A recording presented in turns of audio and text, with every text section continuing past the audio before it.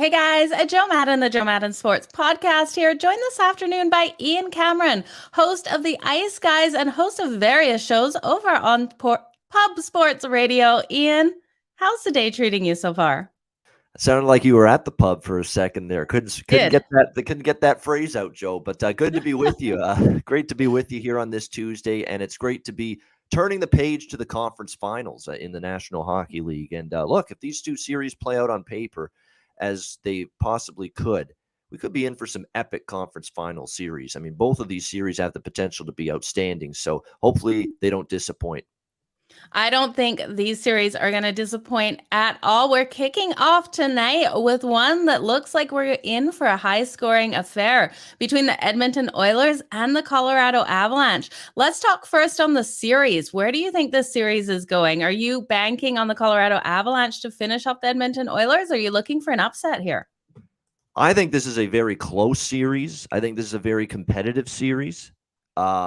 I think Colorado in a close one is the way I've got this thing going. But Edmonton has been one of those teams. They've, overcome a great deal of adversity. They've, taken care of business against LA and Calgary in the first two. The Calgary series victory was extremely impressive. The fact that they got a very solid, structured, sound defensive team with a head coach that knows how to get his teams to play great defensively in the playoffs. The fact that the Oilers, over the course of that 5-game series, got Calgary so out of position, got them just turning the puck over, treating it like a hand grenade, just making mistakes all over the ice. It was just an example of just how dangerous right now the Oilers are offensively. Now, here's the issue with Edmonton, and I think it's something that really could be felt for them in Game 1 tonight. They played LA and they played Calgary in their first two rounds, their first two playoff opponents. Neither of those teams is known for activating their defensemen and having their defense pinch regularly, routinely, and jump into the play. Neither LA, the Kings, nor the Flames, neither of those teams activate the defense and have a 5-man offensive attack at all times the way the Colorado Avalanche do. I mean, when you look at Colorado, whether it's Cale Makar, whether it's Bo Byram, you go on down the list of all these incredible defensemen they've got. They are all jumping into the play. They are all part of the offense every single shift. And if you're the Edmonton Oilers, you've got to have your head on a swivel. You've got to iron out your communication with your defensive coverages. And you've got to be aware that when Colorado has the puck and they are in attack mode, they are in attack mode with all 5 players on the ice, including the 2 defensemen. So this is going to be important for Cody Ceci and Duncan Keith, an aging Duncan Keith, whose best years for the most part are behind him. Although I thought he had a much better series against Calgary as it progressed, a lot better than he played against LA. Brett Kulak, Evan Bouchard, some of these other defensemen outside. Nurse is going to be fine because I think he's really good.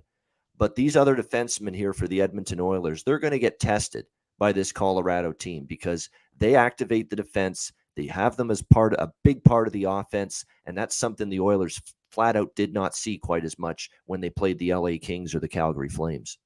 How much faith, Ian, do you have in Mike Smith here for the Edmonton Oilers? Do you think that he can carry this team to a victory? Right now, if you look at the goals saved above average stat, which is the advanced metric that's used to evaluate a goaltender's performance against high danger chances, high quality chances, Mike Smith is number 3 right now behind, he's number 3 behind Andrei Vasilevsky and Igor Shesterkin, the 2 goalies we're going to see in the Eastern Conference final in terms of goals saved above average, which tells you he's been very good. And there's going to be some people, Joe, there's some people that are going to be hesitant to really give him credit. And did he have a big blunder in the last round against Calgary? Of course, the shot by Rasmus Andersson inside his own blue line, you can't let that in.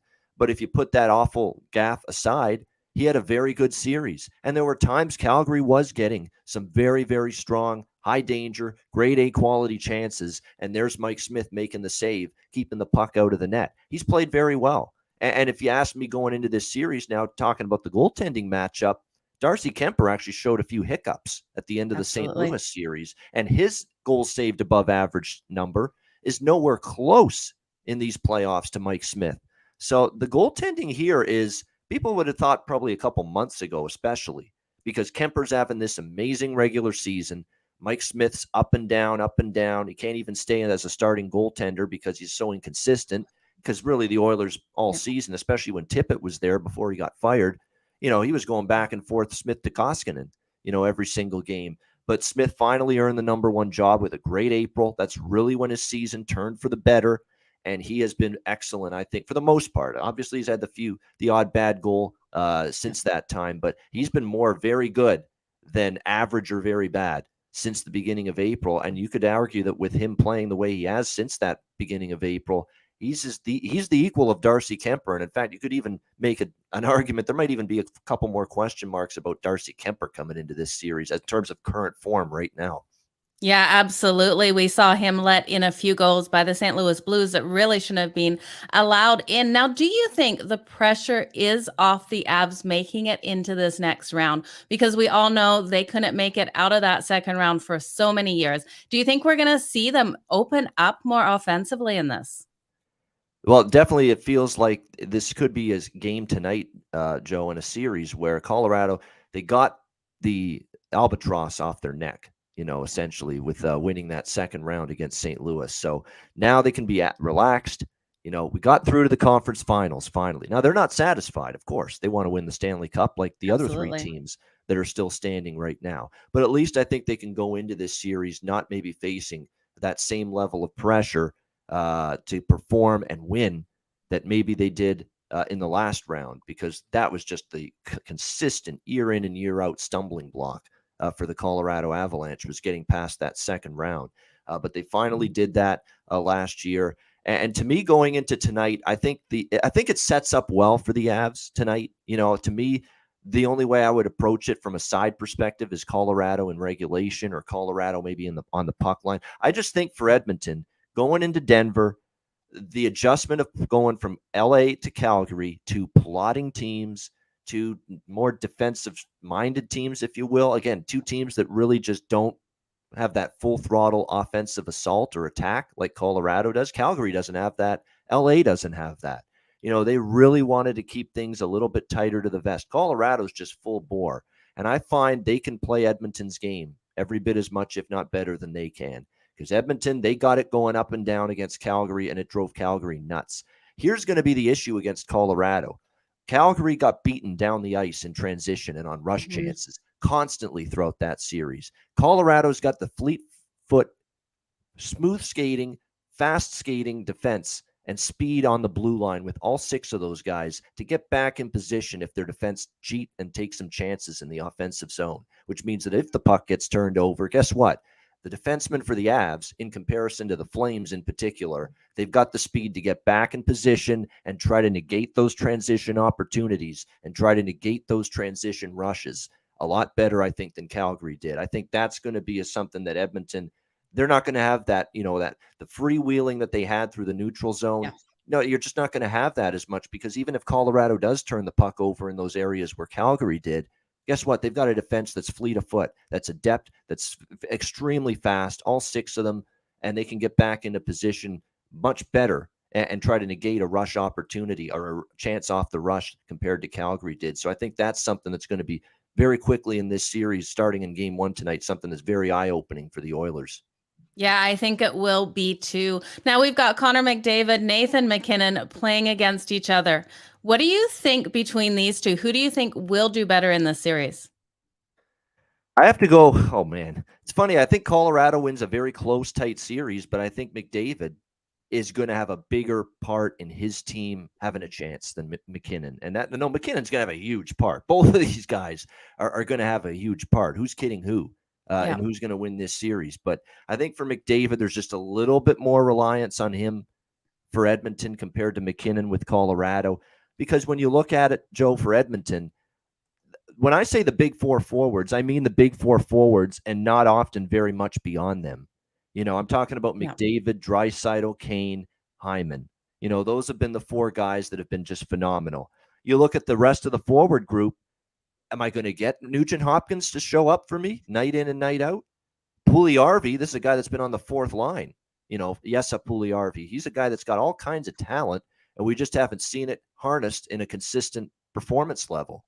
Warren Foegele, a guy that's been known to be a playoff performer, step up and elevate his game at playoff time. He's done it with Carolina in the past, hasn't really done it this year for the Edmonton Oilers, though. Ryan McLeod, Kyler Yamamoto really didn't have a great series against Calgary. I thought he was pretty good against LA, but against Calgary, he didn't have that same offensive impact. So you look at Edmonton, and I think those 4 guys, they're going to be counted on so much, and there's a big bunch of question marks after that. What am I going to get from the Nuge? What am I going to get from Yamamoto? What am I going to get from Puljujarvi, Fogle, McLeod? What am I going to get from those guys? What am I going to get after Kane, McDavid, Draisaitl, and Hyman offensively up front in this series for Edmonton? Whereas Colorado, you flip it around to them, Joe, and you've got obviously Landeskog, MacKinnon, and Rantanen, it goes without saying. But you've got an Andre Burakovsky who's on a third line, JT Compher on a third line, who, by the way, just happened to have 2 goals for the Colorado Avalanche in the clinching game against St. Louis in the last round. You've got Val Nichushkin. Yeah, Big Val, as I call him, Valeri Nichushkin, who's been absolutely terrific. Nazem Kadri centering the second line. How good has he been, particularly late in that St. Louis series? So you've just got more than just 4 guys to rely on for Colorado. And like I said, with the blue lines in this series, Joe, you look at Edmonton. I love Nurse.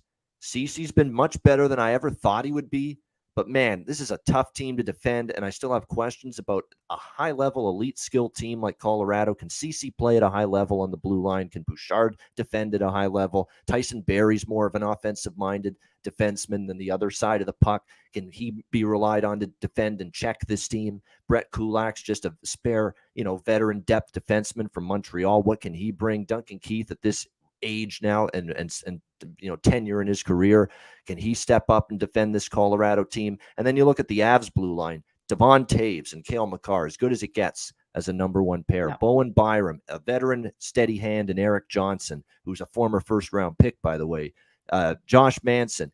Yeah, did they miss Sam Girard? Yes. Jack Johnson filled in. At times he filled in admirably. There was that one game in St. Louis. He made a bad turnover at the blue line. It led to Jordan Kyrie's goal. So, is he as good as the guy he's replaced? Girard? No, but he's still a veteran guy. I think 1 through 6, I like Colorado's blue line a little bit better than Edmonton's. So, but I think Edmonton, with just those 4 guys, they're so strong. They're still so great offensively, and they've been so dominant that they're going to keep Edmonton very much in this series. So the way I see it, Joe, is probably Colorado in 6 or 7, but I do like them in particular here in game 1, just because I think the Edmonton transition from Calgary style of play to Colorado style of play could be a little bit of a learning curve for the first game of this series. Yeah, absolutely. It is going to be a fantastic game tonight. So I hope you enjoy it. All the best in your bets in that one. Looking at tomorrow night, we have the New York Rangers with home ice advantage taking on the Tampa Bay Lightning. Now, this is going to be, the books are looking for a lower scoring series. We've got a total of 5.5. Who are you taking to win this? We know the Rangers played phenomenally against the Tampa Bay Lightning in the regular season. Can they pull off an upset here? Or is it going to be another Tampa Bay Lightning show in the finals? I think it's going to be Tampa, but I'm not rushing to bet Tampa, at least in terms of the series price, laying a decent number. I think they're minus 175 or so. Last I checked on the series price against the New York Rangers. And because, look, Igor Shesterkin is playing. The stats bear it out. I mentioned goals saved above average. Though that stat bears it out that he's right there with Vasilevsky right now with the level he's playing in net. The Rangers have extreme confidence right now. I think they have a puncher's chance, but am I going to go against Tampa Bay? I don't want to. I mean, they're rested. There's a very good chance they're going to get Braden Point back from this injury that he had that kept him out of the Florida series. He suffered it in Game 7 of the first round against Toronto. He's going to be back. This team is now going to be coming into this series. I believe when it drops the puck Wednesday, June 1st, tomorrow night, Joe, it's going to be 9 days of rest for the Tampa Bay Lightning since they swept Florida. So that is a huge deal for them. And when you look at how have they performed with extended rest, 7-2, 3 days rest or more for the Tampa Bay Lightning. Now, not many instances if they had this long a time off, 9 days, but they've been good in these spots where they've had extended time off. So they might be able to jump on the Rangers. So the Rangers coming off the emotion, too, of a 7-game series against Carolina. Definitely situationally, there's a lot to like about Tampa Bay in Game 1. And if they get Braden Point back, just going to make this team even more lethal when you add him to Stamkos and Kucherov and Palat, and, of course, Cirelli. And don't sleep on Nick Paul and Ross Colton, who have been big forwards for the Lightning this year. And I think when you look at the blue line, too, for the Lightning, they had some bumps and bruises there. Chernak was playing hurt a little bit at times. McDonough and Hedman play big minutes every night. So, gosh, getting 9 days off, it's going to be like a blessing in disguise. It's like finding a gold mine or a pot of gold at the end of the rainbow. And definitely that's going to help Tampa Bay out. So, and one last thing I'll say about this series and the previous one, I think we're talking about pretty competitive series. I don't necessarily expect Tampa to run through the Rangers, especially with Shesterkin playing like he did. And Shesterkin went 3-0, by the way, 1.3 goals against average in 3 games against the Lightning during the regular season. So he did play well. Now, playoffs is different, obviously, but Shesterkin did play well against the Lightning. He's playing well now. My betting philosophy in both of these conference finals, Joe, is going to be I want to bet the losing team in the next game. I think it's going to be one of those zigzag type series, back and forth. I think if you try to bet the team that lost the previous game in both series, I think it's a good way to go. Look at Colorado against St. Louis, Joe. Colorado won game 1. Guess what? St. Louis came back and won game 2. And we know with Tampa Bay, a lot of their series, especially against Toronto, not so much Florida, but Toronto in the first round went back and forth. We know the Lightning off a loss. You just can't bet against them. Rangers have been pretty damn good off a loss too. So this sets up as 2 conference finals where I think looking to bet the team that lost the previous game in the next game might be a good way to approach it. Absolutely. I love that approach to this. Now, we know both these teams can put up the goals, but both of these goalies are fantastic. What are you thinking with this total of 5.5 tonight? You mean tonight? 7, Yeah. 6.5, 7, you mean, for the Edmonton total? Oh, sorry, for tomorrow night between the Rangers. Tomorrow night. And the Lightning. For the Rangers Lightning. By the way, I would only look over in the Edmonton, Colorado. But game absolutely. 1, maybe a feeling out process. Maybe it's a little lower. And you are talking 7 with that total, so it's high. But I'm scared to death, petrified to bet an under with the Oilers and the Avs. As far as Tampa Rangers go, look, I think it's going to be a low-scoring series. Yep. I think it's going to be a low-scoring series, but I think if there's one game that could go over, it's game 1. Okay. And on Wednesday night. And I'll say this because, first of all, Vasilevsky hasn't played in a while, and he's been great. Maybe he can just find it again, flip the switch, and he's looking like a brick wall again. But he's had 9 days off. And when goalies have had that amount of time off, sometimes they're not quite as sharp that first time they hit the ice after a 9-day layoff. And on the flip side, look, Shesterkin's playing great. Don't get me wrong, but come from Carolina to Tampa Bay. Lots of firepower. I think game 1 could go over the total. I'm leaning over 5.5 in game 1, but I think overall that series is going to be a low-scoring series. But I do think situationally game 1 might be a decent look toward the over, given the factors that I just mentioned. And by the way, people have said this on Twitter, and I agree. As much as I think Shesterkin's great and the Rangers, great job beating Carolina and Pittsburgh, we have to remember the goalies that the New York Rangers have faced so far in these playoffs. Mm-hmm. Casey DeSmith, Louis Domingue, Tristan Jarry for 1 game, Antti Ranta, Pyotr Kochetkov. That's the goalies they faced. And now they go from that to Andrei Vasilevsky here in the Eastern Conference Final. Let's see how the Rangers deal with that. Major difference there, Ian. Good point for sure. Ian, I know you've got a busy day, so I'm not going to keep you much longer. Can you let everyone know where to follow you as well as where to follow all of your shows? Yeah, follow me on Twitter at Bobano. Very active on there, of course, daily. Post all the links to subscription service stuff for me, which you can email bobano350@gmail.com for that. Host of the Ice Guys show 7 days a week. I'm on Pub Sports Radio, hosting multiple shows with them year round. So follow me on there. I post lots of opinions, free plays, lots of prop bets as well. Just everything sports betting. Follow me on Twitter at Bobano and check out the Ice Guys show and check out our betcasts too. We have 4 Ice Guys live betcasts during the playoffs. Tonight for game 1, Edmonton, Colorado. Friday night, game 2, Tampa Rangers. Next Monday, game 4, Edmonton, Colorado. And then the following Thursday, game 5, Tampa Rangers. So we've got 4 live Stanley Cup playoff Ice Guys betcasts. Live betting. We just watch the games. Bring your favorite adult beverage with you on the betcast. We always do. It's just like a bar and pub atmosphere. We sit back, we watch the games, live betting, really a lot of fun. So if you want to join us for the betcasts, courtesy of the Ice Guys, you're more than welcome. That sounds absolutely amazing. Ian, where exactly can they find that then?